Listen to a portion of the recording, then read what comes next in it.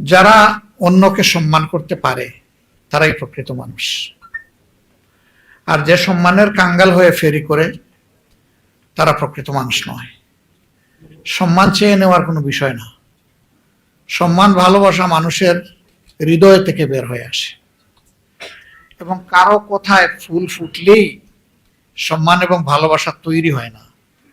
তাকে তার কাজ দিয়ে প্রমাণ করতে হয় যে তিনি তার কথার উপরে সত্যবাদী। যখন এটি হবে তখন সমাজের মধ্যে মানুষের আস্থা তৈরি হবে। যেমন এখানে গুরুত্বপূর্ণ ব্যক্তিরা বলেছেন যে আমাদের অনেকগুলো ন্যায্য দাবি অতীতে কোনো কোনো দল তাদের নির্বাচনী ইশতেহারের অন্তর্ভুক্ত করে জাতিকে তারা অঙ্গীকার করেছিলেন যে আমরা এবার ক্ষমতায় গেলে এগুলা বাস্তবায়ন করব। তো তারা বাস্তবায়ন করেননি। পরের বার আবার একই দাবি তারা সম্পৃক্ত করে বলেছেন আমরা বাস্তবায়ন করব। আসলে তারা খুব ভালো মানুষ, তারা এক কথার মানুষ, তারা তাদের কথা থেকে নড়েন না। এই করব কথাটা তারা বাদ দিতে চান না, করেছি এইটা বলতে চান না। একজন বয়স্ক লোককে তার বন্ধু জিজ্ঞেস করেছিলেন, বন্ধু তোমার এখন বয়স কত? তো উনি বলেছিলেন এই ধরো 60 হবে। তোমার বয়স এখনো 60? তুমি সেই 10 বছর আগে বললা 60, 20 বছর আগেও বললা 60, এখনো বলতেছো 60, এগুলা কি বলো তুমি? কয় ভাই আমি এক কথার মানুষ, কথা বদলাই না।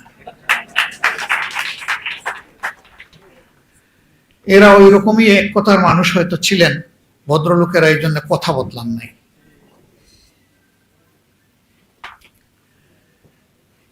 সমাজে একটা কথা চালু আছে, আপনি যদি পানিতে কূপ মারেন তাহলে দাটা এসে হাঁটুতে লাগবে, আপনার নিজের হাঁটুতে, অন্য কারো না।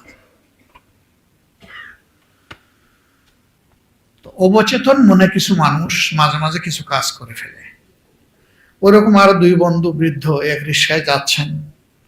তো যার বয়স তুলনামূলকভাবে কম, তিনি বলতেছেন তোমার তো ভাই বয়স আমার চেয়ে বেশি, কিন্তু আমি আজকে দেখি যে অনেক সময় চেত বল পাই না। কেমনে? এই যে রিক্সায় বসেছি, আমার হাতে, আমি তো উরুতে কোনো হাত নড়াচড়া করে উরুতে কোনো চেত পাই না। বন্ধু হাতটা তো তোমার উরুতে নয়, আমার উরুতে, এই জন্য চেত পাচ্ছ না।